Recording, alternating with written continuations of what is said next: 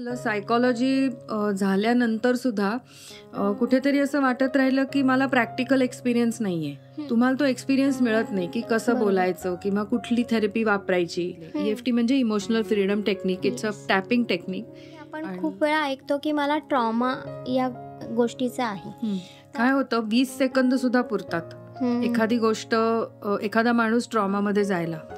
So family constellation म्हणजे काय तर की if you identify that particular energy as let us say grandfather. तुम्ही एक नवीन मशीन आणि नवीन सायन्स इंट्रोड्यूस केलेलं आहे सगळ्यांना, ते म्हणजे मेटा हेल्थ. तर anyone, any lay person who wants to know about health can learn Meta Health. हे machine scanner plus treatment machine आहे. येस, मला काही होत नाहीये, याच्यापेक्षा मला काही होत नाहीये ना, बरोबर, हा प्रश्न जेव्हा तुमच्या मनात येतो आणि तो स्कॅन तुम्ही केलात की तुम्हाला तुमचे एनर्जी ब्लॉकेजेस कळतात, तुमचे ट्रॉमाज कळतात, कॉन्फ्लिक्ट्स कळतात. ॲनिमल कम्युनिकेशन हे खूप लोक करतात आजकाल, त्याचे कोर्सेस आहेत आणि लोकांना खूप उत्सुकता असते की माझ्या पेटच्या मनामध्ये माझ्याविषयी काय आहे किंवा त्याच्या काय भावना आहेत. नमस्कार मित्रांनो, मेडिटेशन मंथनमध्ये आपलं खूप स्वागत आहे. आजच्या आपल्या पाहुण्या आहेत डॉक्टर मनोरमा पटवर्धन, ज्यांनी होमिओपॅथी आणि क्लिनिकल सायकोलॉजी केली आहे आणि हॉलिस्टिक हीलर म्हणून त्या काम करतात. तर आपण पुढे त्यांच्याकडनं जाणून घेऊयात की या क्षेत्रात त्यांनी काय काय काम केलं आहे, हिलिंग मोडॅलिटीजमध्ये त्या काम करतात, कशा काम करतात आणि पेशंटला ट्रीट कशा करतात.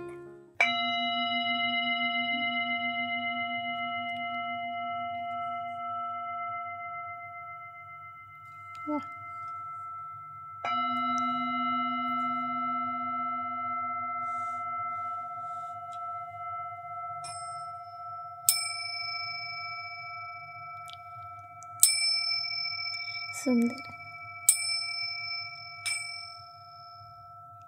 खूप काळ ही व्हायब्रेशन्स तशीच राहतात आणि आपला ओरा आणि हे सगळं अख्खा पॉडकास्टचं वातावरण आणि सगळा रूमच खूप पॉझिटिव्ह व्हायब्रेशनने येते. बोल. हां, तर आपण मला असं विचारायचं आहे की तुम्ही होमिओपॅथी MA होमिओपॅथी केलं आणि त्याच्यानंतर सायकोलॉजी केलं, तर त्याची सांगड तुम्ही कशी घातली किंवा होमिओपॅथी आणि सायकोलॉजी असं तुम्हाला कसं जाणवलं की आपण त्याच्याकडे दोन्ही पॅथी वेगवेगळ्या आहेत, दोन्ही विषय वेगळे आहेत, तरी सुद्धा त्याच्यामध्ये एक दुवा तुम्हाला असा सापडला की आपण त्याचं कॉम्बिनेशन करू शकतो. अगदी बरोबर आहे. ॲक्च्युली मी भोपाळला जेव्हा होते तेव्हा माझं MD पूर्ण झालं होतं. होमिओपॅथीमध्ये MD केलं मी. आणि एका अशीच क्लिनिकमध्ये बसलेलं असताना एका डॉक्टरच्या नावाखाली BHMS आणि MA क्लिनिकल सायकॉलॉजी असं दिसलं आणि तेव्हा मला लक्षात आलं की आपणही असं काहीतरी करू शकतो. म्हणजे पोस्ट ग्रॅज्युएशन नंतर सुद्धा शिक्षण आपण घेऊ शकतो आणि सायकॉलॉजीमध्येही मला तेव्हा असं सायकॉलॉजी म्हणजे काय किंवा आपण कसं वापरू शकतो असा काही त्याच्यामध्ये भाव नव्हता. पण एक शिकायचं होतं, काहीतरी वेगळं दिसलं आणि आपल्याला याचा कुठेतरी उपयोग होईल असं ते त्याच्यातनं सुरुवात झाली की मी आता MA करते. मग मी चौकशी केली तिथे बरकतुल्ला युनिव्हर्सिटीमध्ये MA अवेलेबल होता कोर्स क्लिनिकल सायकॉलॉजीचा. त्यामुळे मी ॲडमिशन घेतली आणि ते 2 वर्षामध्ये सायकॉलॉजीचा कोर्स पूर्ण केला आणि क्लिनिकल साईड माझी मेडिकलच्या वेळी कंप्लीट झाली होती. त्यामुळे समजायला फार फरक प्रश्न आला नाही. मेडिकल टर्म्स त्याच्यातल्या ज्या होत्या ते डिसीजेस होते ते समजायला काही कष्ट झाले नाहीत. त्यामुळे खूप एन्जॉय करत मी सायकॉलॉजी माझं MA कंप्लीट केलं आणि त्याच्यानंतर हळूहळू त्याचा कुठेतरी उपयोग होईल असाच तो फोकस होता. तेव्हा कुठे माहिती नव्हतं, पण तो फोकस माझा आता मला साध्य होताना दिसतोय. बरोबर.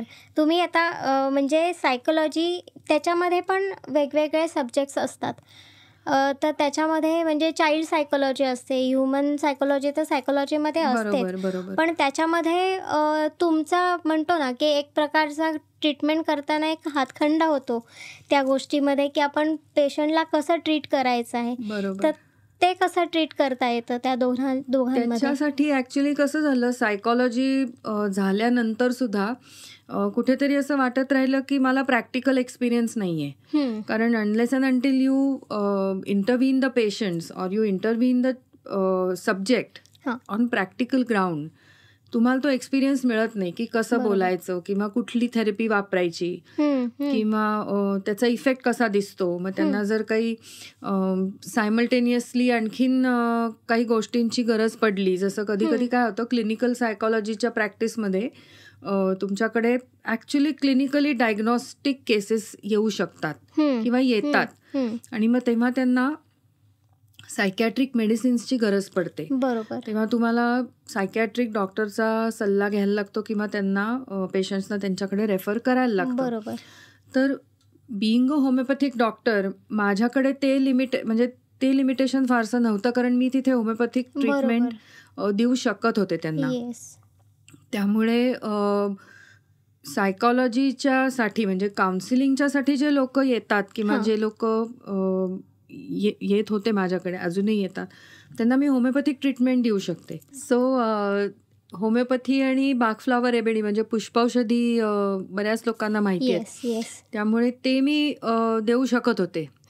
त्यामुळे याच्यामध्ये मी पुढे काहीतरी करीन अशी मला आशा तिथे वाटायला लागली की काउन्सिलिंग आपण करू शकतो, आपण शिकलोय. त्याच्याबरोबर होमिओपॅथीमध्ये आणि बागफ्लॉवर रेमेडीमध्ये कसं असतं, मेंटल सिम्पटम्स पेशंट्सची बघितली जातात आणि सायकॉलॉजीमध्ये you deal with the patient psyche, right.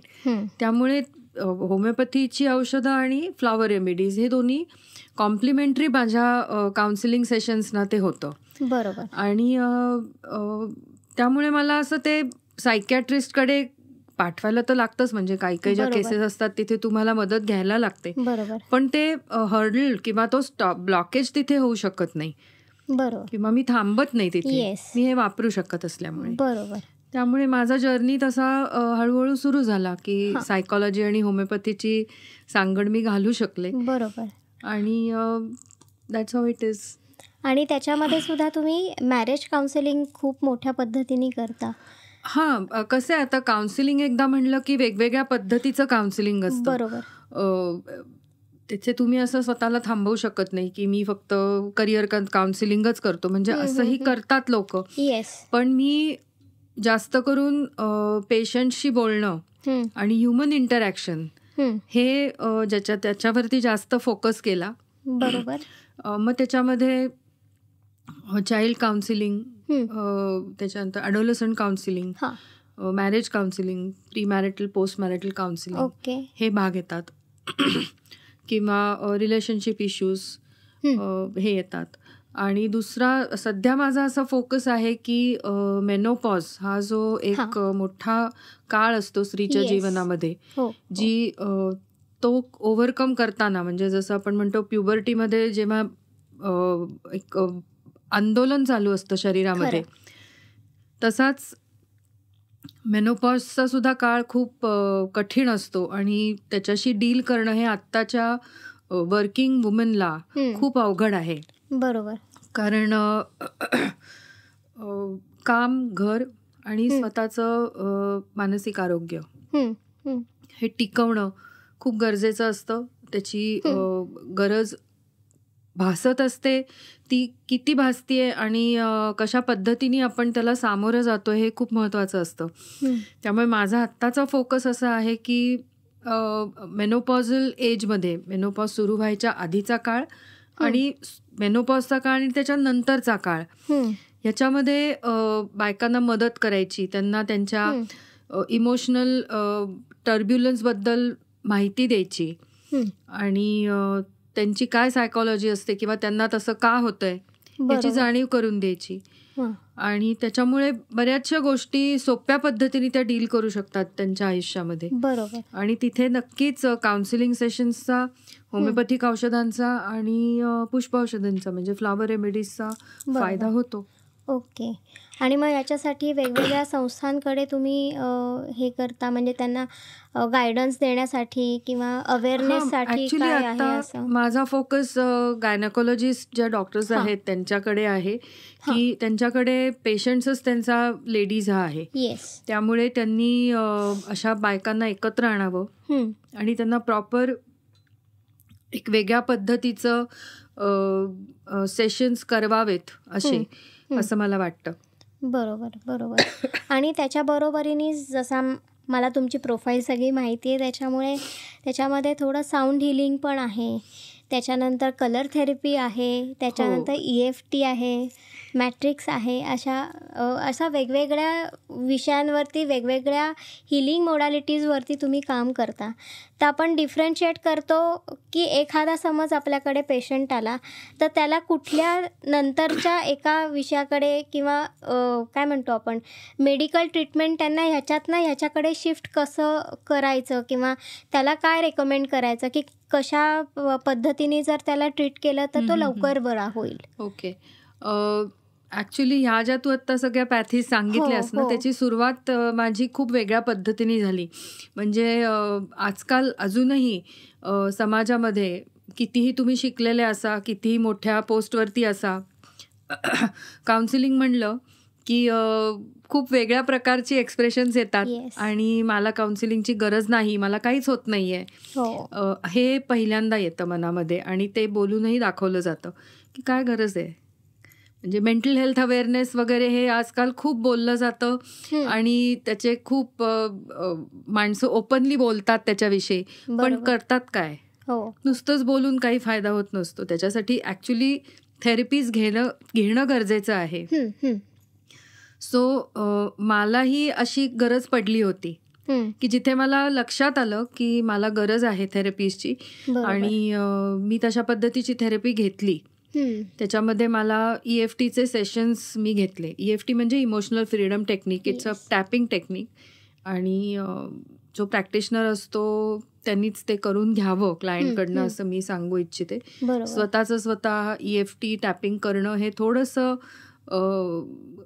धोक्याचं असं म्हणता यायचं नाही, पण तिथे तुम्हाला जर काही इमोशनल आउटबर्स्ट झाले तर तुम्हाला होल्ड करण्यासाठी कोणीतरी पाहिजे. त्यामुळे तुम्ही अंडर गायडन्स करा. म्हणजे कुठलंही औषध आपण जसं अंडर गायडन्स घेतो ना, तशा थेरपीज सुद्धा रेकमेंडेड थेरपिस्टकडनंच घेणं हे फार फायद्याचं ठरतं. उगीच आपल्याला वाचून करून ते करायचं आणि काहीतरी त्याच्यातनं होतच नाही म्हणायचं, हे चुकीचं आहे. सो मी अशीच थेरपी घेतली माझ्याकरता आणि त्याचे रिझल्ट खूप फॅन्टॅस्टिक होते. आणि तेव्हा मला असं लक्षात आलं की आपण आणखीन काहीतरी वेगळ्या पद्धतीने प्रॅक्टिस नेऊ शकतो. बरोबर. आणि तेव्हा मी मेटा हेल्थ, म्हणजे मी मेटा हेल्थची जी ट्रेनर आहे आणि प्रॅक्टिस करते, त्याच्याशी माझा संपर्क आला. आणि त्याची मी ट्रेनिंग्स घेत गेले. म्हणजे आता जवळजवळ 8-10 वर्ष होत आली मला, मी मेटा हेल्थमध्ये आहे. आणि इट्स अमेझिंग खरं सांगायचं तर. त्याच्यामध्ये meta health is about health, it is not about disease. It gives you understanding about your health, what are your belief systems. तुमच्या एखाद्या माणसाच्या शरीरामध्ये आजार का निर्माण होतो, बरोबर, आणि त्याचं रिअलायझेशन आल्यानंतर तो कसा डील करायचा, त्याच्यासाठी थेरपीज. असा तो माझा प्रवास सुरू झाला. सो मेटा हेल्थनी माझ्या आयुष्यामध्ये खूप क्रांती घडवली, मी असं म्हणेन. पूर्ण चेंज करून टाकलं माझं आयुष्य. कारण माझ्या ज्या बिलीफ सिस्टीम्स होत्या, ज्या खूप घट्ट बसलेल्या होत्या, आणि माझे जे लिमिटिंग बिलीव्स होत्या, म्हणजे हे असं झालं की असं होतं, किंवा मी कशी बोलू, किंवा स्टेज फ्राईट, किंवा इमोशनल आउटबर्स्ट, काही झालं की रडायला येणं वगैरे, हे जे काही तुमच्या गोष्टी असतात, त्या मेटा हेल्थनी मला असं का होतंय हे अंडरस्टँडिंग जेव्हा आलं, त्याच्यानंतर मी ते ओव्हरकम करू शकले. बरोबर. त्यामुळे that is a 360 change for me, Meta health शिकणं. बरोबर. आणि अजूनही मी असं नाही की मी आता सर्टिफाईड प्रॅक्टिशनर आहे आणि मी ट्रेनरही आहे, पण मी अजूनही माझ्या मेंटॉरचे क्लासेस अटेंड करते. बरोबर. कारण प्रत्येक क्लासमध्ये तुम्हाला काहीतरी नवीन मिळत असतं, तुम्ही नवीन शिकत असता, अप्रोचेस बघता, कसं तुम्ही डील करताय वेगवेगळ्या लोकांशी ते तुम्ही शिकता. त्यामुळे अजूनही मी ते अटेंड करते क्लासेस, आणि अपडेट करत राहते स्वतःला. येस. हां, तर मला असं विचारायचं आहे की आपण खूप वेळा ऐकतो की मला ट्रॉमा या गोष्टीचा आहे, तर आपण ट्रॉमा कसा हे करायचा, ओळखायचा की नक्की आपल्याला ट्रॉमा काय. कारण की आपण खूप लहानपणापासून ट्रॉमा झेलत असतो किंवा ते आघात आपल्यावर झालेले असतात, पण कधी तो ट्रॉमा असतो आणि कधी ते नॉर्मल सगळं असतं, हेच डिफरन्शिएट करता येत नाही. तर त्याबद्दलच जाणून घ्यायचं आहे. ओके.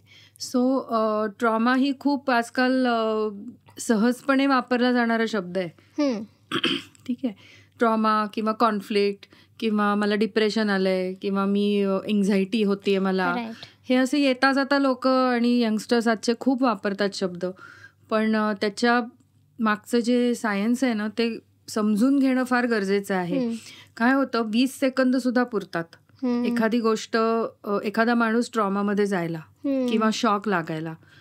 सो आपल्याला जे संस्कार मिळतात ना लहानपणापासून, म्हणजे अगदी 0 एज असल्यापासून 7 वर्षापर्यंत, जेव्हा असं म्हणतो आपण की आपले आई वडील आपलं जग असतं आणि ते जे सांगतील ती पूर्व दिशा किंवा ते जे सांगतील ते शिकवतील ते आपण सहज सगळं ऐकत असतो आणि आपण तसे बनतो.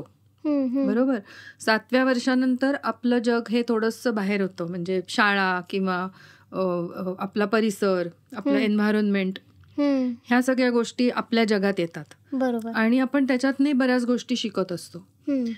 आणि ह्या दोघांची जेव्हा सांगड आपल्या मनामध्ये आपण घालतो, म्हणजे आपले संस्कार आणि आजूबाजूचं जगाने आपल्याला शिकवलेल्या गोष्टी, बरोबर, त्याच्यामुळे आपली एक बिलीफ सिस्टीम तयार होते. ठीक आहे. आणि आपण ते असतो, म्हणजे ते तुम्ही डिनाय नाही करू शकत. खरं, ते तुम्ही असता, कारण तुम्ही तसे बनलेले असता, तुम्ही तसे मोठे झालेले असता, तुम्ही तसे समाजात वावरता, बरोबर, तुमची मतं तशी बनलेली असतात. आणि ह्या बिलीफ सिस्टीमला जर कमीत कमी 20 सेकंद अशी काही घटना घडली ना की तुमची बिलीफ सिस्टीम पार हलते. खूप मोठा धक्का बसतो की हे असं कसं असू शकतं. आणि अशा इन्सिडेन्सेसमध्ये ना आपण एकटे पडतो.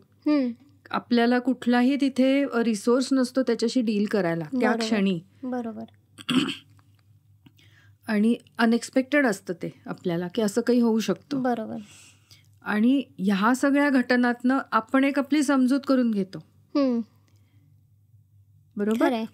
आणि ती समजूत जशी जशी पक्की होत जाते आणि तो जो एक क्षण असतो ना की आपली समजूत होतीये, ते म्हणजे ट्रॉमा. ओके. तो ट्रॉमा असतो, तो धक्का असतो. आणि त्याच्यानंतर काय होतं की आता ठीक आहे, ती घटना घडली, ते सगळं झालं, ते डील झालं, म्हणजे आपण त्याच्याशी रेमेडी केली, काहीतरी केलं, पण त्याचे पडसाद जे असतात ते तसेच राहतात. ते कमी करण्यासाठी आपण काही करत नाही. बरोबर. ठीक आहे. म्हणजे ते सबकॉन्शियस माइंडला आपल्या तसेच राहिले. करेक्ट. म्हणजे मी नेहमी हे उदाहरण देते की जसं जुन्या म्हणजे काळामध्ये, म्हणजे आता बिल्डिंग संस्कृती आहे सगळी, बिल्डिंग कल्चर आहे. जुने वाडे पाडायचे आणि बिल्डिंग उभ्या करायच्या. जुने वाडे जेव्हा होते तेव्हा त्या वाड्यांच्या मध्ये खूप खोल्या असायच्या. ओटी, माझघर, मधली माडी, वरची माडी, खालची माडी, अशा खूप खोल्या असायच्या. आणि त्याच्यात एक प्रॉमिनंटली खोली असायची, ती म्हणजे अडगळीची खोली. कदाचित काही लोकांना ती आठवतही असेल, कारण ही अडगळीची खोली म्हणजे तिथे जे काय घरातलं सामान असेल जे नको आहे ते तिथे डंप केलं जायचं. बरोबर. ते कसंही फेकलेलं असायचं आणि त्याच्यावरती मग धूळ साचायची, ते कोणी स्वच्छही करायचं नाही. आणि तिथे अंधार असायचा, कारण तिथे ऍक्सेसच नाही ना, तिथे जायचंच नाही कोणी, मग कशासाठी. आणि कधी कधी वात्रट मुलांना शिक्षा करण्यासाठी पण ती अडगळीची खोली वापरली जायची की त्रास होतोय ना, मग जा तिथे जाऊन बस, शिक्षा. एनिवेज, तर आपल्या मनाच्या ज्या लेयर्स असतात ना तशा अडगळीच्या खोल्या असतात. आणि हे जे ट्रॉमाज असतात ज्यांच्याशी आपण डील करत नाही ना, त्यांना आपण त्या अडगळीच्या खोलीमध्ये ढकलून देतो. बरोबर. आणि त्या खोलीमध्ये जेव्हा ही अडगळ साचत राहते आणि एकत्र होत राहते आणि त्याचं नंतरचं स्वरूप म्हणजे आत्ता जे आपल्याला डिसीजेस दिसतात ते असतात. त्यामुळे हा खूप छान प्रश्न होता की ट्रॉमा म्हणजे काय. ट्रॉमा खरं तर 20 सेकंद सुद्धा पुरतात, पण तुम्ही त्याला डील केलंय का हे महत्वाचं आहे. नाहीतर असे कित्येक ट्रॉमा रोज आपल्याला ट्रॉमाज होत असतात, शॉक्स बसत असतात आणि हादरे बसत असतात आणि आपण ते कुठे पाठवतो तर आपल्या अडगळीच्या खोलीत पाठवतो आणि ते डील करत नाही.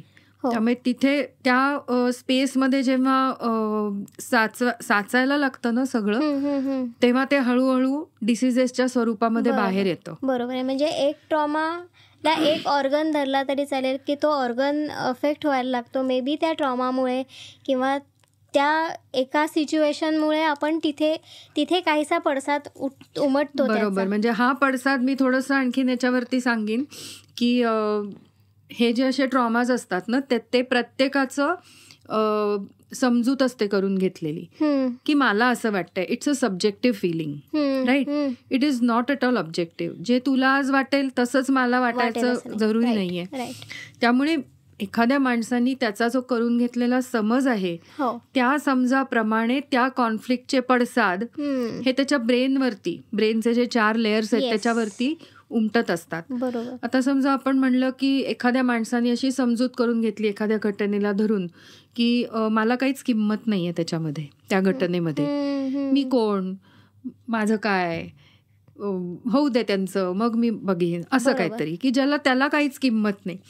आणि अशा प्रकारे जेव्हा प्रत्येक वेळी घटना घडत जातील तेव्हा मला किंमत नाही म्हणजे सेल्फ डिव्हॅल्युएशन हे साचत जाईल. बरोबर. आणि त्याचा पडसाद कुठे उमटेल तर सेरेब्रल मेडुला म्हणून जो ब्रेनचा भाग आहे त्याच्यावरती. बरोबर. आणि सेरेब्रल मेडुलावरती जे काय ऑर्गन्स मॅप केलेले आहेत त्याच्यापैकी बोन्स हा एक भाग आहे.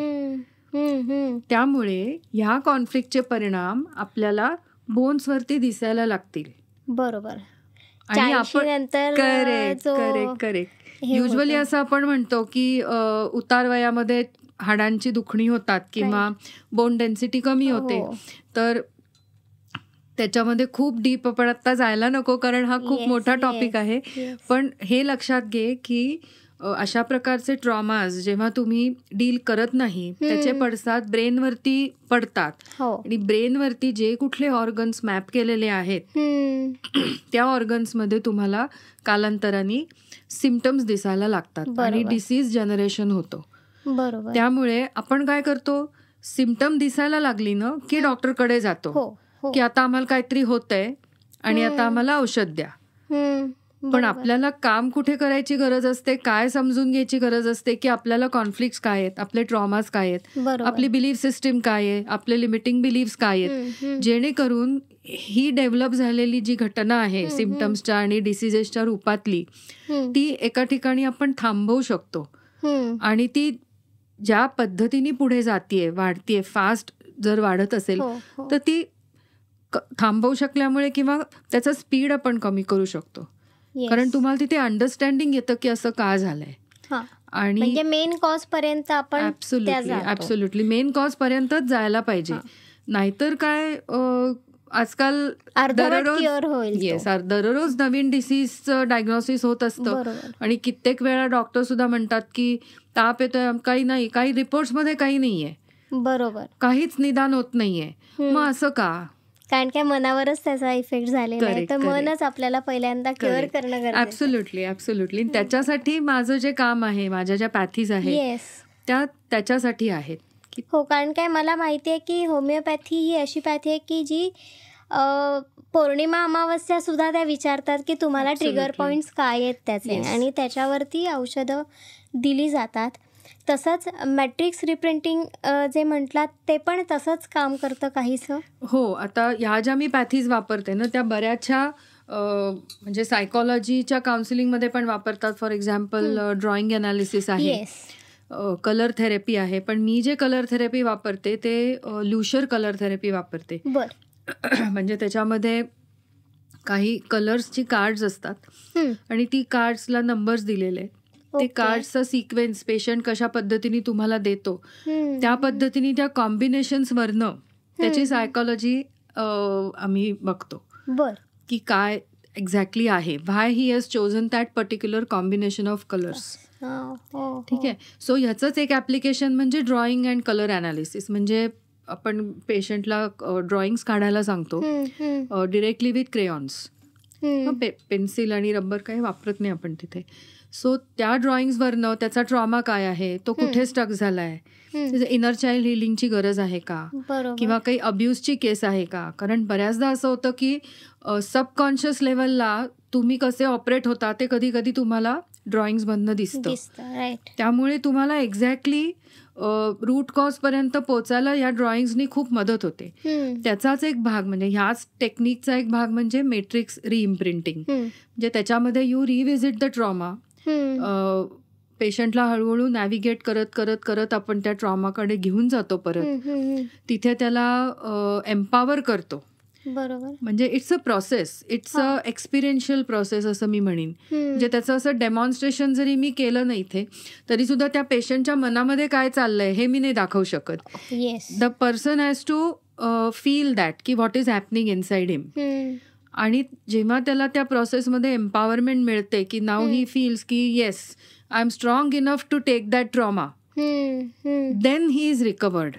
ओके. म्हणजे तसाच प्रसंग किंवा तशीच घटना जर समोर आली तर ही इज इनसाइड एम्पॉवर्ड ना की yes he knows what to do.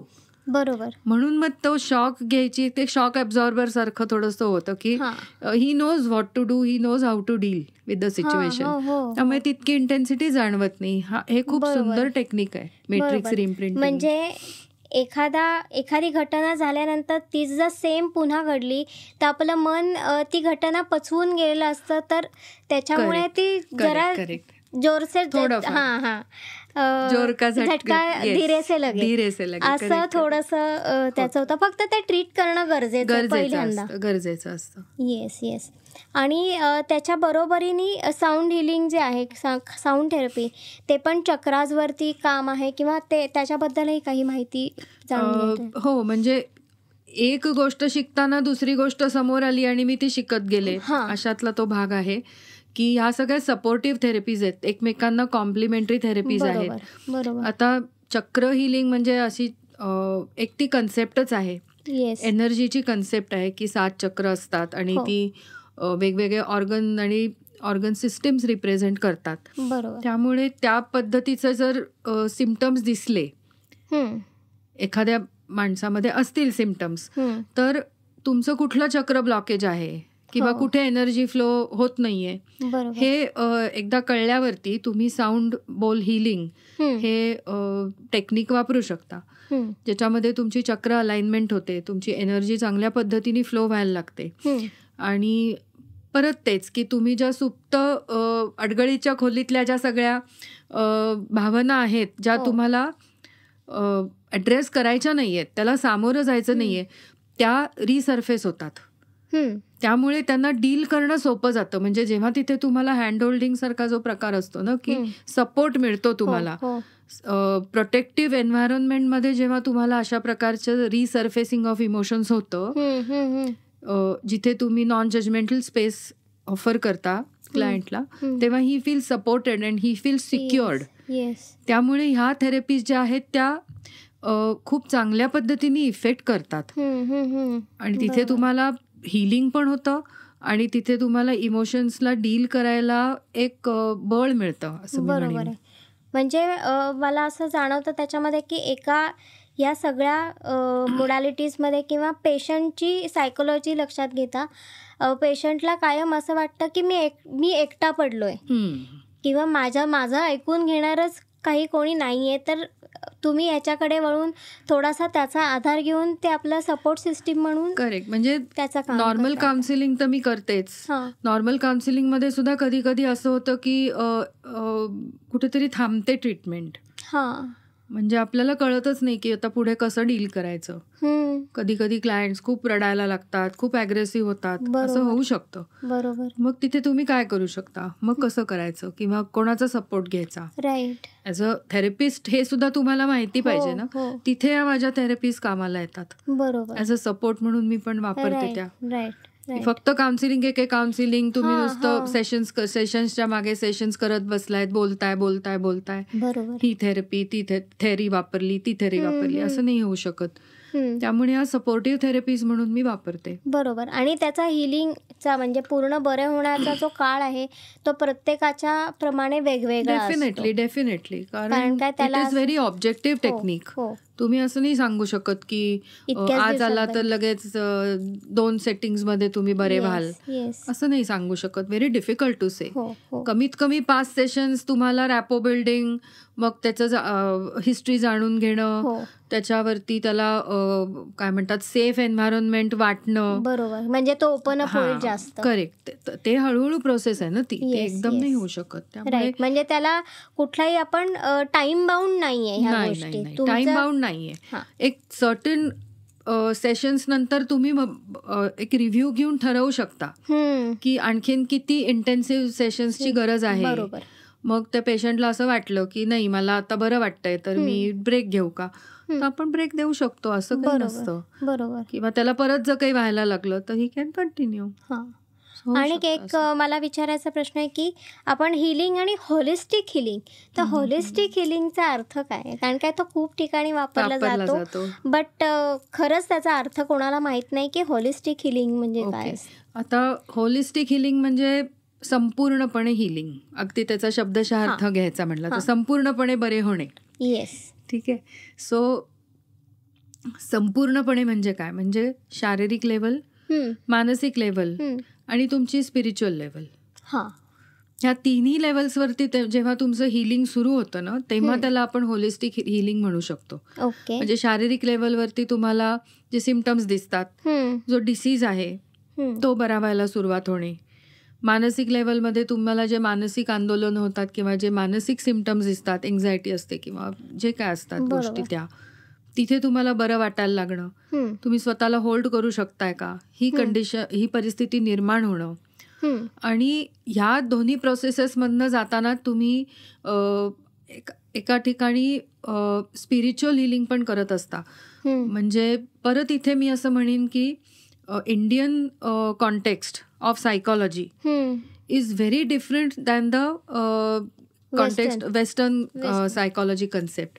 कारण जिथे वेस्टर्न सायकॉलॉजी संपते तिथे इंडियन सायकॉलॉजी सुरू होते. कारण आपल्याला इंडियन कॉन्टेक्स्टमध्ये आपण बऱ्याचदा अध्यात्म आणि फिलॉसॉफी, सोल लेवलवरती सोल लेवलला काम करतो.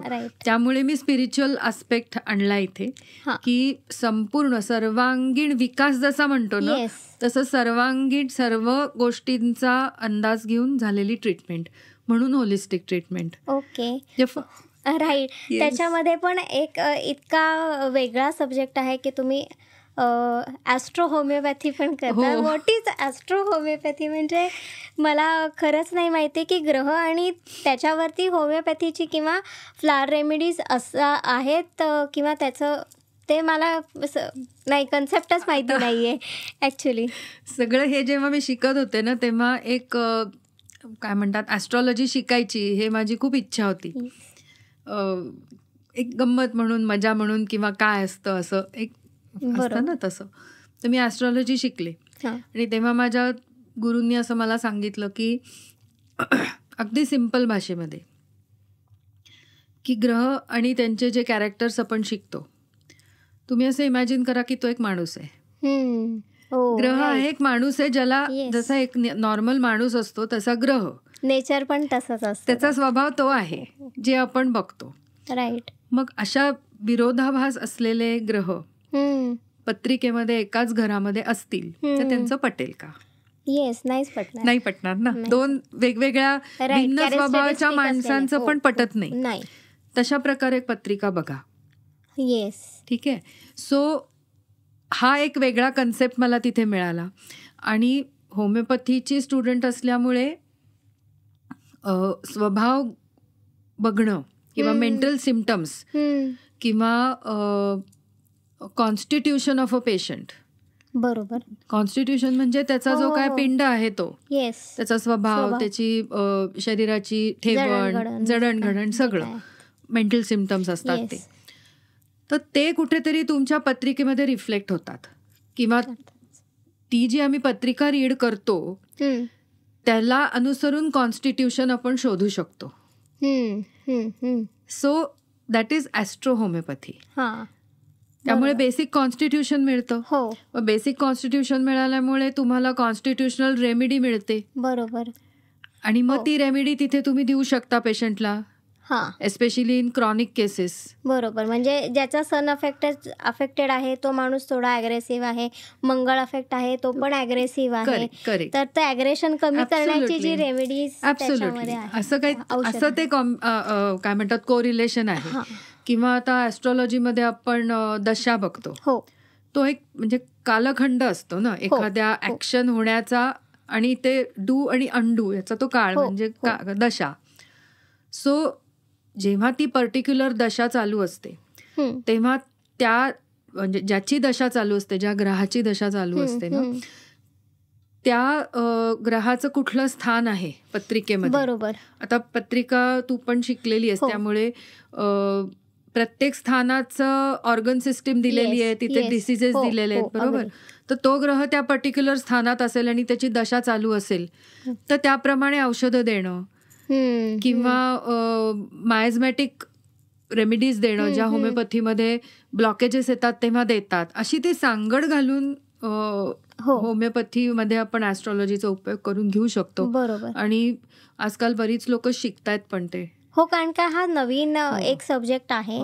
जसं म्हणजे मला असं वाटतं आत्ताच्या ह्या काही काळामध्ये किंवा येणाऱ्या काळामध्ये राहू, केतू आणि चंद्र या 3 गोष्टींवर कायम काम करणं गरजेचं आहे असं मला वाटतं. आणि मध्ये मध्ये डोकावणारा शनी जो आहे, जो सारखा त्रास देतो, तर मेनली त्याच्यावर जर सगळ्यांनीच काम केलं तर सगळ्यांच्या थोडं थोडं जे कुरकुर चाललेली असते ती मे बी कमी होईल, किंवा ऍटलिस्ट त्यांना काहीतरी दिशा तरी त्याच्यामुळे मिळेल. कसं आहे म्हणजे एंड पॉइंट हा असतो की शांतता मिळणे. सगळ्या अर्थाने मानसिक शारीरिक शांतता वाटली पाहिजे माणसाला. त्यामुळे ही सगळी जी टूल्स आहेत ती त्याच्यासाठी वापरायची. त्या पण मला असं जाणून घ्यायचं आहे की आता तुम्ही नवीन एक सब्जेक्ट ह्याच्यामध्ये ॲड केलेला आहे, तो म्हणजे फॅमिली कॉन्स्टलेशन. तर ते काय मोठा सब्जेक्ट आहे किंवा काय वेगळं त्याच्यामध्ये आहे? कारण काय हे नवीन आहे, कन्सेप्ट पण आत्ता चालली आहे. गेले 6-8 महिने मी ही ऐकते आहे की अशा काही कन्सेप्ट किंवा ही मोडॅलिटी आता इंडियामध्ये पण आली आहे. ओके. सो फॅमिली कॉन्स्टिलेशन हे जर्मनीमध्ये बर्ट हेलिंगर म्हणून होऊन गेले. त्यांनी ही थेरपी शोधून काढली असं आपण म्हणूया. पण याची बॅकग्राऊंड जी आहे ती सायकॉलॉजीमध्येच आहे. ओके. म्हणजे व्हर्जिनिया सटायर नावाची सायकॉलॉजिस्ट होती, तिने फॅमिली सिस्टीम याच्याबद्दल खूप काम केलेलं आहे आणि फॅमिली थेरपीमध्ये ते वापरतात तिचे कन्सेप्ट. सो बऱ्याच सायकॉलॉजिकल थेरपीजच्या फॅमिली रिलेटेड, फॅमिली सिस्टीमशी रिलेटेड थेरपीजचं एक म्हणूया आपण वेगळ्या प्रकारची इनोव्हेटिव्ह थेरपी म्हणून फॅमिली कॉन्स्टिलेशनचा उदय झाला. आणि आपल्याकडे ते खूप कमी माहिती आहे, राईट, खूप कमी प्रॅक्टिस केलं जातं, पण परदेशामध्ये रेग्युलर वापरतात हे. सो फॅमिली कॉन्स्टिलेशन म्हणजे काय, तर फॅमिली म्हणजे काय बेसिकली, म्हणजे तुम्ही स्वतः जर म्हणलात तर तुम्ही आणि तुमचे आई वडील ही तुमची बेसिक फॅमिली असते. मग आई वडिलांचे आई वडील आणि तुमची भावंड ही एक्सटेंडेड फॅमिली झाली, बरोबर. तुमचं लग्न झालं की मग तुमची फॅमिली ऑफ मॅरेज आणि मग तुमची मुलं. सो एक असा झिनोग्राम बनवला जातो ह्याच्यामध्ये. आणि प्रत्येक माणसाचं आपल्या पेरेंट्स बरोबरचं रिलेशन, प्रत्येक व्यक्तीचं त्याच्या आई बरोबर असलेलं नातं, वडिलांच्या बरोबर असलेलं नातं किंवा त्यांच्या मुलांच्या बरोबर असलेलं नातं आणि त्या नात्यामध्ये होत असलेल्या उलाढाली त्या बघणं आणि समजून घेणं म्हणजे फॅमिली कॉन्स्टिलेशन. अगदी काय म्हणतात मोजक्या शब्दात सांगायचं झालं तर, कारण हे परत एक्सपिरियन्शियल गोष्ट आहे. एक्सपिरियन्शियल गोष्ट आहे ही की हाऊ इट वर्क्स हे तुम्ही जोपर्यंत अनुभव करत नाही ना तोपर्यंत तुम्हाला लक्षात येणार नाही. ह्याच्यामध्ये काय करतात की एक फील्ड सेट करतात समजा मी जर फॅमिली कॉन्स्टलेटरचा फॅसिलिटेटर म्हणून मी बघतीये, तर मी ज्याला फॅमिली कॉन्स्टलेशन करून घ्यायचं आहे तो क्लायंट असं आपण म्हणूया. The client represents a person, म्हणजे एनर्जेटिकली ज्याला असं वाटलं की मी म्हणजे हा आहे मनुष्य दुसरा, तर त्याला तो फील्डमध्ये इन्व्हाइट करतो की तू मी म्हणजे तू रिप्रेझेंट मला तू कर असं. बरोबर. मग तो जो रिप्रेझेंट करतो मनुष्य, रिप्रेझेंटेटर, तो त्या फील्डमध्ये स्वतःला एस्टॅब्लिश करतो. एनर्जेटिकली त्याला असं वाटलं की मला झोपायचं आहे किंवा मला बसायचं आहे किंवा मला कोपऱ्यात उभं राहायचं आहे, काही तेव्हा त्याला जे वाटेल ते, बरोबर, त्याप्रमाणे तो स्वतःची पोझिशन घेतो, एक्सप्रेस करतो की मी हा आहे, आणि मग ते फॅमिली कॉन्स्टलेशन सुरू होतं. बरोबर. मग त्याची त्या रिप्रेझेंटेटरची आई, त्याचे वडील हे त्या फील्डमध्ये येतात. मग ते स्वतःला तिथे उभं करतात, स्वतःला म्हणजे पोझिशन देतात. मग वडील कधी कधी दूर असतात, कधी कधी झोपलेले असतात, मग आई कधी कधी जवळ असते, पाठ म्हणजे पाठमोरी असते. सो फॅसिलिटेटरचं काम ह्याच्यामध्ये असं आहे की प्रत्येकाला विचारणं की तुला काय वाटतंय, बरोबर, तू तिथे उभा आहेस, तुला काय वाटतंय, मग त्या झोपलेल्या माणसाबद्दल तुझं काय मत आहे, तो कोण आहे. सो त्या फील्डमध्ये त्या माणसाला जे एनर्जेटिकली बाय हार्ट जे वाटतं ना, हृदयातनं त्याला जे आवाज येतात की हो मला हे असं वाटतंय की हा झोपलेला मनुष्य नाहीये, ते कोणीतरी डेड पर्सन आहे. बरोबर. मग ते कोण आहे. सो हे जे इंटरॅक्शन होतं त्याच्यातनं तुम्हाला भरपूर गोष्टी कळतात ऍक्च्युली. तुमच्या जिनिओलॉजीमध्ये काय आहे, तुमच्या पास्टमध्ये काय आहे, ते रिलेशन, ते इंटरॅक्शन तसं का आहे, बरोबर, हे सगळं. त्याच्यामध्ये मला एक क्वेश्चन असा विचारायचा आहे की समज एक माणूस त्याच्या फील्डमध्ये ॲड झाला तर तो सबकॉन्शियसली त्याचा विचार करतो किंवा तो कशा पद्धतीने त्याच्यामध्ये इन्व्हॉल्व्ह होतो, म्हणजे तो कसा, आता मी समज त्यामध्ये ॲड झाले आणि मला असं वाटतं की मी आई व्हावी, तर हे अशी व्हावी असं कसं वाटतं. एक्झॅक्टली, तीच तर गंमत आहे. हां, तीच फॅमिली कॉन्स्टलेशनची गंमत आहे की तिथे तुम्ही कॉग्निटिव्हली कुठलाच विचार करत नाही. तुम्हाला ते फील होतं, ती एनर्जेटिक लेव्हल तुम्ही तिथे एनर्जी कॅप्चर करता ॲक्च्युली. म्हणजे मी आत्ता एक वर्कशॉप फॅमिली कॉन्स्टलेशनचं करून आले, त्याच्यामध्ये I was chosen as a male energy.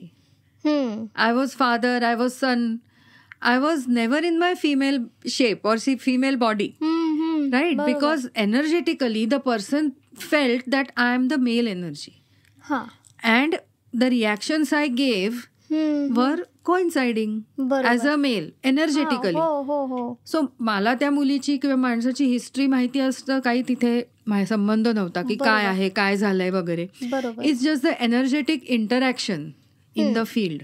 म्हणजे फक्त एनर्जी टू एनर्जी. ऍब्सोल्युटली. आणि मग तुम्ही तिथे वेगवेगळे प्रॉब्लेम्स बद्दल डील करू शकता, प्रॉब्लेम्स, रिलेशनशिप्स. म्हणजे मला आता काय समजा why money is not flowing in my life, बरोबर, म्हणजे मनी इश्यूज, राईट, किंवा मला सोलमेट भेटत नाहीये. येस, असंही आपण फॅमिली कॉन्स्टलेशन करू शकतो या गोष्टीचं सुद्धा. किंवा I want to see my relationship with my father, बरोबर, असंही करू शकतो. मग हे काहीसं पास्टशी रिलेटेड आहे आणि कर्माशी पण रिलेटेड आहे, असू शकतं.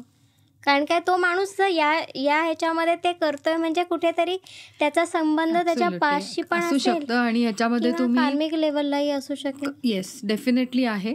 कारण आपण तिथे बऱ्याच प्रोसेसेस करतो फॅमिली कॉन्स्टिलेशनमध्ये, मुव्हमेंट्स करतो की ज्याच्यामध्ये तुम्ही जिनिओलॉजीला, तुमच्या पूर्ण जनरेशन्सना हिलिंगची प्रोसेस होते.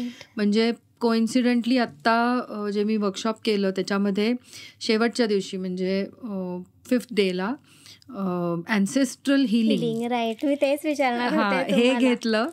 आणि it's such a powerful and beautiful process. आणि तो दिवस सर्वपित्री अमावस्येचा होता. हो, त्या दिवशी पाहिजेच. येस, त्यामुळे 30 लोक होतो आम्ही. आणि त्या 30 जणांची म्हणजे 30 लोकांना त्या पद्धतीने उभं करून तो अँसेस्ट्रल वॉक जो काय घेतला, इट वॉज सो गुड.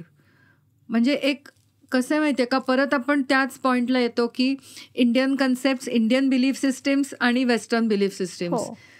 की तिथे मे बी दिवे आणि बाताच्या मुदी नसतील, बट काही समहाऊ त्यांच्याकडेही काही रिच्युअल्स आहेत. बिलीफ सिस्टीम वरती आहे हे सगळं, की तुम्ही काय, कशावरती विश्वास आहे तुमचा.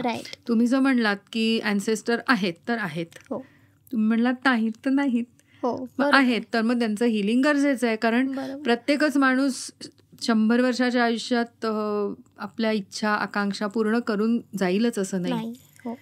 काही अपूर्ण राहतात, काही गोष्टी पूर्ण करायच्या राहतात, त्याला जसं हवंय तशा गोष्टी मिळत नाहीत, आणि मग ते जे ट्रॉमाज असतात ते तुमच्या नेक्स्ट जनरेशन मध्ये दिसतात. म्हणजे परत आपण कुठे आलो, ट्रॉमाला आलो, जिथनं सुरुवात केली. येते लक्षात. त्यामुळे हे ट्रॉमाज जनरेशन मधनं सुद्धा पास ऑन होत असतात. मग त्या जनरेशन मधला एखादा माणूस पण त्या हिलिंग मध्ये येऊ शकतो. ऍब्सोल्युटली येऊ शकतो. काय ना, किंवा माझे खापर पणजोबा आले सांगायला मला की अरे हे राहिलंय तुझं, हे कर. येस. तेव्हा तिथे आपण काय करतो की आपण जे कॉर्ड कटिंग करतो ना, स्पिरिच्युअल कॉर्ड कटिंग आपण एक प्रोसेस आहे. सो आपण तिथे तेही करतो की if you identify that particular energy as let us say grandfather, so we connect to that energy and we say that you are my grandfather and I release you and I release myself. I choose to release myself from this whatever. बरोबर. जो bond आहे, yes, जो काय bond आहे तो. कारण काय connection naval to naval कायम राहतं. करेक्ट. त्यामुळे ह्या सगळ्या प्रोसेसेस असतात त्या आपल्या सबकॉन्शियस आणि एक कन्सेप्ट आहे अनकॉन्शियस, तिथपर्यंत पोहोचण्यासाठी आहेत, ज्या तुम्ही कॉन्शियस लेवलला करू शकत नाही. विचार असं आहे ते. राईट. ते 3 लेयर्स मला माहिती आहे, सबकॉन्शियस आणि अनकॉन्शियस. त्यामुळे family constellation is very powerful. तुम्हाला तिथे खूप रिलीफ येतो, हिलिंग होतं, आणि खूप सुंदर प्रोसेस आहे. म्हणजे त्याच्यासाठी आपण 4-5 लोकांचा ग्रुप जरी असला ना तरी सुद्धा आपण करू शकतो, ऑनलाईन करू शकतो. ओके. मग ऑनलाईन मध्ये फक्त आपण इमॅजिनेशन मध्ये काही गोष्टी करतो? नाही, ऑनलाईन मध्ये तर म्हणजे माझा तरी अनुभव हा आहे की लिटरली ग्रुपमध्ये बसलेलं असताना ना, तुम्ही समजा त्या if you take that representation then you literally feel the energy. म्हणजे माझ्या बाबतीतलाच अनुभव आहे की आपल्याला सगळ्या त्या फ्रेम्स दिसतात, लोक असतात त्याच्यामध्ये, आणि वेन द फॅसिलिटेटर आस्क की what is happening with you, तर माझ्या बाबतीत ते झालेलं आहे की आय सेट की मला त्या हिला धक्का द्यावासा वाटतोय, इतकं तुम्हाला जाणवू शकतं. म्हणजे देर इज नथिंग फेक. कोणी त्याचं रेकॉर्डिंग बघावं, ऑनलाईन त्याचे बाकीच्या लोकांनी केलेले सेशन्स अवेलेबल आहेत. Okay okay. तर तिथे तू energy to energy. Absolutely. It is wonder मी म्हणेन. खूप सुंदर प्रोसेस आहे ती. त्यामुळे खूप गोष्टी त्याच्यामध्ये तुम्ही तुमचे जे म्हणजे काही काय असं होऊ शकतं अनफॉर्च्युनेट इव्हेंट्स की भावंड जातात, अनबॉर्न चिल्ड्रन असतात, आणि कधी कधी आपल्याला हेही दिसतं की अशा लोकांचे त्रास होतात. हे आपण डिनाय नाही करू शकत. So giving rightful position to them, acknowledging them that they were part of family though they are not born. बरोबर. ही खूप पॉवरफुल प्रोसेस त्याच्यामध्ये होते. वूम हिलिंग असं नाही म्हणता यायचं. Womb healing is separate, different process, but giving rightful position to the sibling and acknowledging them, हे करतो आपण फॅमिली कॉन्स्टिलेशन मध्ये. कारण काय सगळीच ह्युमन बिंग आहे ते कुठल्या ना कुठल्या तरी सर्कलशी कनेक्टेड आहेत. कोणीच पूर्ण एकटा नाही आहे की त्याला फॅमिली नाही आहे, किंवा एकटा आहे त्यांनी फॅमिली काही बनवलेली आहे आणि ती पण त्याची फॅमिली. सोल ग्रुप्स असतात. म्हणजे मी पास्ट लाईफ रिग्रेशन पण शिकलेली आहे आणि तेही करते. सो सोल ग्रुप ही एक कन्सेप्ट आहे की the souls travel from one birth to another. त्यामुळे यू नेव्हर नो की तुम्ही कुठल्या सोलशी कशा प्रकारे इंटरॅक्ट करणार आहात, तुमचं कुठे तो तुम्हाला कुठल्या रूपात भेटणार आहे. खरंय. त्यामुळे ते कार्मिक टाईज असतात. ते तिथे काम होतं. बरोबर बरोबर. तर आपण पुढच्या ह्याच्याकडे वळूयात की तुम्ही एक नवीन मशीन आणि नवीन सायन्स इंट्रोड्यूस केलेलं आहे सगळ्यांना, ते म्हणजे मेटा हेल्थ. तर मेनली मेटा सायन्स म्हणजे काय आणि मेटा हेल्थबद्दल आपल्याला जाणून घ्यायला खूप आवडेल मला. ओके, सो मेटा हेल्थ मी मगाशी म्हणलं तसं it is about health, it is not about disease. So literally कोणीही मेटा हेल्थ शिकू शकतं. त्याच्यासाठी तुम्हाला डॉक्टरच पाहिजे, काउन्सिलरच पाहिजे किंवा हेल्थशी रिलेटेड माहिती पाहिजे असं काही नाही आहे. Anyone, any lay person who wants to know about health can learn meta health. Okay. त्यामुळे it is made that way to make people understand बरोबर अबाउट द हेल्थ. बरोबर, कारण काय मी स्वतः हे पाहिलेलं आहे, अमेझिंग आहे. म्हणजे येणारा रिपोर्ट पण अवाक करणारा आहे. त्यातला माणसाला एवढं मॅन्युटली कोणी सांगायला जात नाही की तुझ्याकडे काय कमी आहे, शरीरात कुठे काय अफेक्ट झालं आहे. हे अगदी 1% 0.0% सुद्धा अफेक्ट झालेलं त्याच्यामध्ये येतं. सो याच्याशीच रिलेटेड एक मोडॅलिटी आहे ती म्हणजे nest health. So nest health हे आपण दाखवूया सगळ्यांना. हे नेस्ट हेल्थ म्हणून ही जी टेक्नॉलॉजी आहे त्याचं ब्रॉशर आहे आणि हे त्याचं मशीन आहे. हे machine scanner plus treatment machine आहे. येस. सो ह्याचं आपण डिटेलमध्ये बघायचं झालं तर 2 तास लागतील हे समजावून सांगायचं. तर मी थोडक्यात सांगायचा प्रयत्न करते. सो ही जी टेक्नॉलॉजी आहे ती पण परदेशीच आहे. हे सॉफ्टवेअर आहे नेस्ट हेल्थ नावाचं आणि या सॉफ्टवेअरच्या थ्रू तुम्ही फिजिकल ॲज वेल ॲज साईक म्हणजे मेंटल प्रोफाईल तुम्ही बघू शकता. आणि ह्याचं जे स्कॅनिंग मशीन आहे ते एक छोट्याशा माऊससारखं आहे.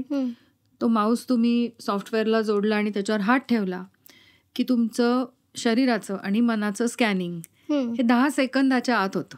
येस. हे तू त्याचा अनुभव घेतलेला आहे. 10 सेकंद पण जास्त म्हणता येईल, एवढं म्हणजे फ्रॅक्शन ऑफ सेकंड मध्ये तुम्हाला ते कळतं. आणि नॉट ओनली फिजिकल टच पण हे व्हॉइस क्लिपनी म्हणजे समजा तू साऊंड रेकॉर्ड केलास आणि तो मी सॉफ्टवेअरमध्ये अपलोड केला तर तरी सुद्धा स्कॅन होतो. म्हणजे हे खूप ॲडव्हान्स टेक्नॉलॉजी आहे आणि ही ऑनलाईन अपडेट होत राहते. ह्याच्यावरती रिसर्च चालू आहे खूप मोठ्या प्रमाणामध्ये आणि वर्ल्ड वाईड याचे प्रॅक्टिशनर्स आहेत. मी पण याची प्रॅक्टिशनर आहे. ओके. महाराष्ट्रात फक्त तुमच्याकडेच आहे? हो, म्हणजे भारतामध्ये मी जर म्हणलं तर माझी मेंटॉर आणि मी आमच्या दोघींच्याकडेच हे आहे. सगळ्यांनी त्याचा फायदा सगळ्यांना होऊ शकतो. म्हणजे अगदी सुरुवातीला मी म्हणलं होतं की मला काही होत नाहीये, याच्यापेक्षा मला काही होत नाहीये ना, हा प्रश्न जेव्हा तुमच्या मनात येतो आणि तर तुम्ही हा स्कॅन केलात, जो स्कॅन 36 पानाचा स्कॅन आहे, तर तो स्कॅन तुम्ही केलात की तुम्हाला तुमचे एनर्जी ब्लॉकेजेस कळतात, तुमचे ट्रॉमाज कळतात, कॉन्फ्लिक्ट्स कळतात किंवा तुम्हाला जे शॉक्स तुम्ही घेऊन जगताय ते कशामुळे आहेत हे कळतं. मेरिडियन्स कुठे ब्लॉकेजेस आहेत ते कळतात. परत तिथे त्यांनी ह्या सॉफ्टवेअरमध्ये थोडासा चायनीज मेडिसिन आणि इंडियन मेडिसिन म्हणजे चक्र हिलिंग ह्याचाही भाग घेतलेला आहे. त्यामुळे तिथे तुम्हाला चक्र हिलिंगवरती पण काम करता येतं. तुमचा साईक प्रोफाईल कळतो ज्याच्यात तुमचं ह्याचे मेन फीचर्स असे मी म्हणेन की तुमच्या इमोशन्स, तुमची बिलीफ सिस्टीम आणि तुमचे आर्किटाइप्स, तुमचे अनकॉन्शियस पॅटर्न्स जे तुम्ही मला माहिती नाहीये पण माझ्या माहितीप्रमाणे तरी कोणी हे देऊ शकत नाही. हो, नाही ना. बिलीफ सिस्टीम कोण देतं? नाही, तुम्हाला आता वाटतंय काय हे कोणी सांगू शकत. हे बिलीफ सिस्टीम कोण देतं आणि ती तशी तुमची बिलीफ सिस्टीम का आहे ह्याचं तुम्हाला अनालिसिस मिळतं. बरोबर. त्यामुळे मी तर म्हणेन की प्रत्येक काउन्सिलरनी त्यांच्या क्लायंटचे स्कॅन्स करून घेतले पाहिजेत, कारण त्याच्यामुळे त्यांची जी थेरपी आहे ती खूप चांगल्या पद्धतीने पुढे जाईल. When they know that some report is available. त्यामुळे म्हणजे मी माझ्या रिपोर्टवरनं काम करून माझा रिपोर्ट सुधारलेला पाहिलाय. करेक्ट.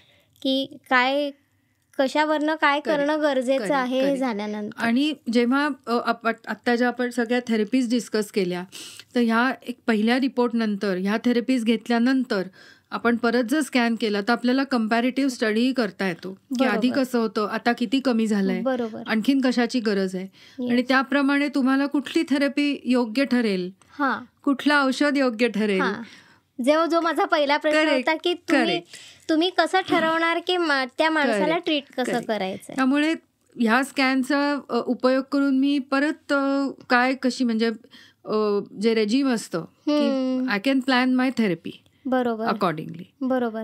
आणि माझ्या मते याचा अजून एक प्लस पॉइंट आहे की आपण हे ॲनिमलचं पण करू शकतो. हो, अजून ती टेक्नॉलॉजी आत्मसात केलेली नाहीये, पण ॲनिमल्सचाही करू शकतो. त्याच्यासाठी सॉफ्टवेअरमध्ये काही changes I have to buy them, but I am planning की ॲनिमल कम्युनिकेशन हे खूप लोक करतात आजकाल. त्याचे कोर्सेस आहेत आणि लोकांना खूप उत्सुकता असते की माझ्या पेटच्या मनामध्ये माझ्याविषयी काय आहे किंवा त्याच्या काय भावना आहेत. राईट. कारण काय पेट्समध्ये पण असं असतं की म्हणजे जितकं मला माहिती आहे की एका पेटला खूप बांधून ठेवलंय, तर तो पण त्यासाठी ट्रॉमाच आहे. त्याच्यामुळे त्यातनं रिलीज झाल्यानंतर तो वियर्ड ऍक्ट करायला लागतो. कारण ज्याच्याकडे जातो तेव्हा जर असे स्कॅन केले तर त्याची ॲग्रेशन लेवल कुठपर्यंत आहे किंवा त्याला ट्रीट कसं करायचं हे आपल्याला समजू शकतं. आणि मुख्य म्हणजे पेट्सना बोलता येत नाही, त्याच्यामुळे त्यांना व्यक्त होता येत नाही शब्दामध्ये.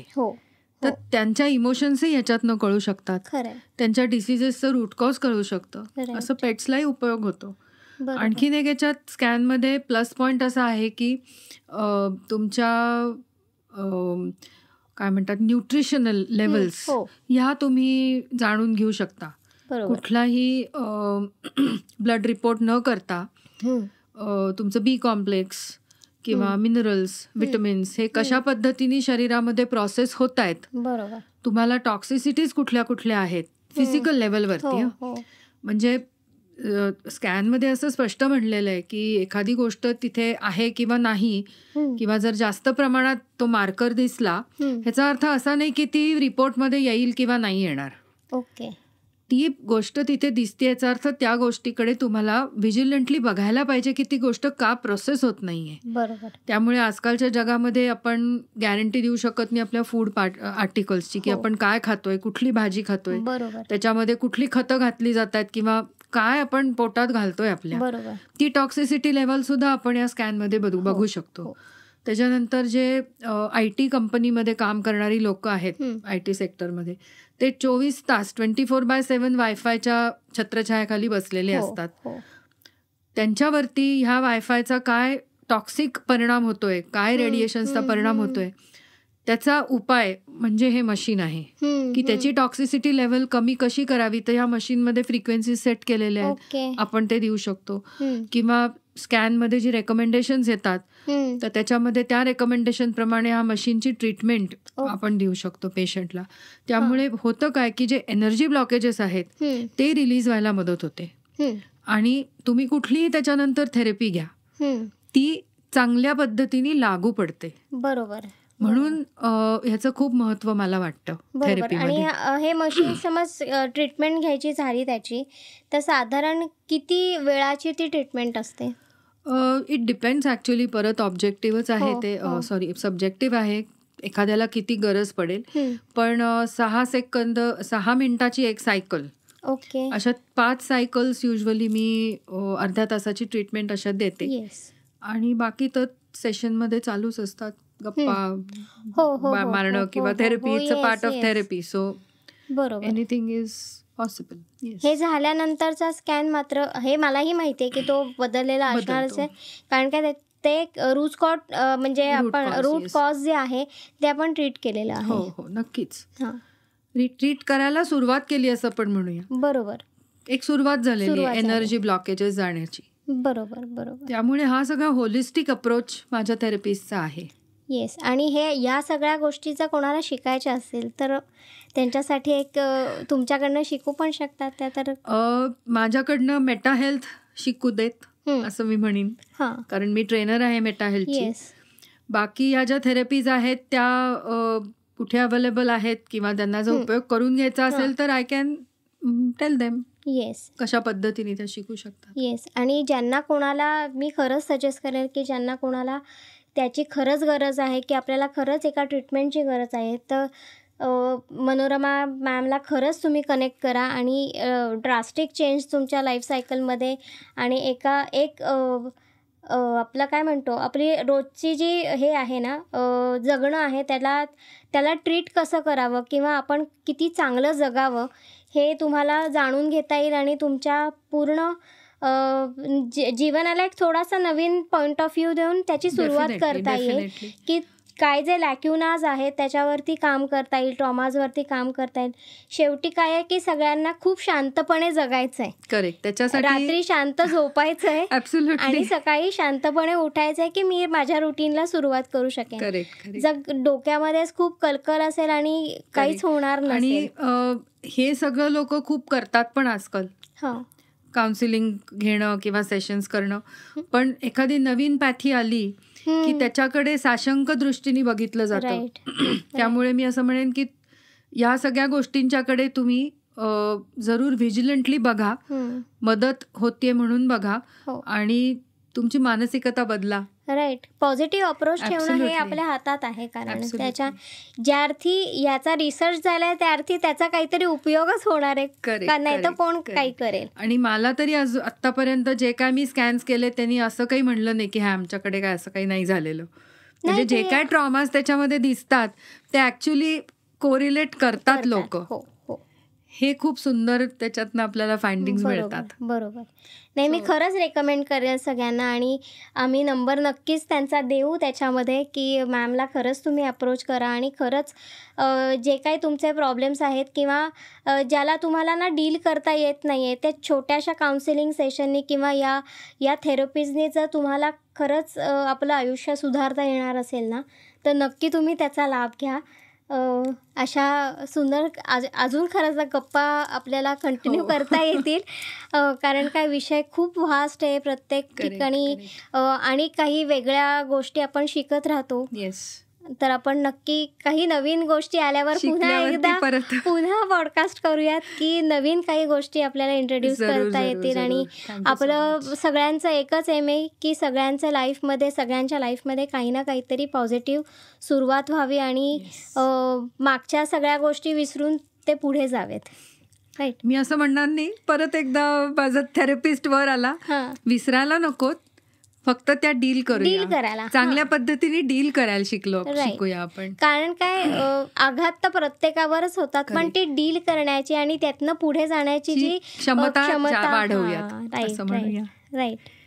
इतकी सुंदर खरं पॉडकास्ट आहे, मला बंद करावीशी वाटत नाहीये, बट आपल्याला वेळेचं भान राखता आपल्याला थांबायला लागेल. त्याच्यामुळे आपण सेकंड पॉडकास्ट नंतर खरंच करूयात की ज्याच्यामध्ये काही वेगळ्या गोष्टी आपण नक्की डिस्कस करूयात. जरूर. Yes, any time. Yes. Thank you so much.